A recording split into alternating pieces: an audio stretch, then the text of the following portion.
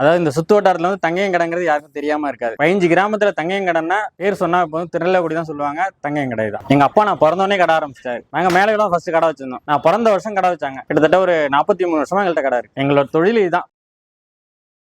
என் பேர் செல்வம். எனக்கு சொந்த ஊர் மேலையூர். நீங்க வந்து நாங்க ஒரு 35 வருஷமா கடை வச்சிருக்கோம். இல்ல அப்பா ஆரம்பிச்ச கடை. அப்பா வந்து அவங்க தான் தங்கை. எங்க கடையில வந்து இட்லி, பொங்கல், தோசை, பூரி, மீன் குழம்பு சாப்பாடு எங்கள்கிட்ட ஃபேமஸ்.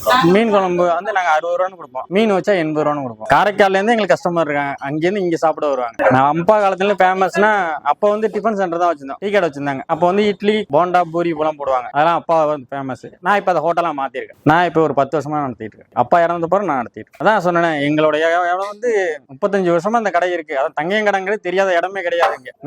இங்கே மரத்தகுடி, ஆடுதுறை, அதுக்கு பக்கத்துல பாத்தீங்கன்னா திருடமதுரை, இந்த பக்கம் பாத்தீங்கன்னா புத்தூர், எல்லா ஊருமே தங்கையங்கடை தெரியாத இடமே கிடையாது. இல்ல நான் படிச்சுக்கிட்டு இருந்தேன். 12th முடிச்சு ITI முடிச்சேன். அதுக்கப்புறம் ப்ரொஃபஷனலா வெளில போன ஆசை இல்ல. சரி பவன் பிசினஸ் பண்ணிட்டு அப்பா தொழில் நான் எடுத்துக்கிட்டேன். ஹோட்டல் தொழில் எல்லாமே கத்து கொடுத்துருக்காங்க. எல்லாமே சமைப்போம். சமைக்கிறதுல சாப்பாடு, லெமன் ரைஸ், குஸ்கா, அப்புறம் பரோட்டா, தோசை, இட்லி, பொங்கல், அதான் எங்க கடை ஃபேமஸ். எங்க கடை வந்து ஓபன் பண்ணோம்னா காலையில 6 மணிக்கு ஓபன் பண்ணி 4 மணிக்கு க்ளோஸ் பண்ணுவோம். எங்க மீன் குழம்பு சாப்பாடுனா சுத்து வட்டாரத்துல எல்லாருக்கும் தெரியும். அவங்க வந்து கடையை பத்தி சொன்னாவே மீன் குழம்பு நல்லா இருக்கும் அப்படிதான் வருவாங்க. நான்வெஜ்னா எங்க கடை தான்.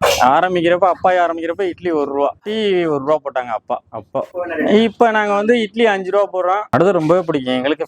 பக்கமே ஆடுதுறை தான். நாங்க எது வாங்கினாலும் ஆடுதுறை தான் வரணும். எங்களுக்கு வந்து ஒரு இது வாங்கினா நாங்க ஆடுதுறை தான் வரணும். அதனால எங்களுக்கு ஆடுதுறை ரொம்ப சப்போர்ட் பண்ணுவாங்க. எங்களுக்கு ஆடுதுறை ரொம்ப பிடிக்கும்.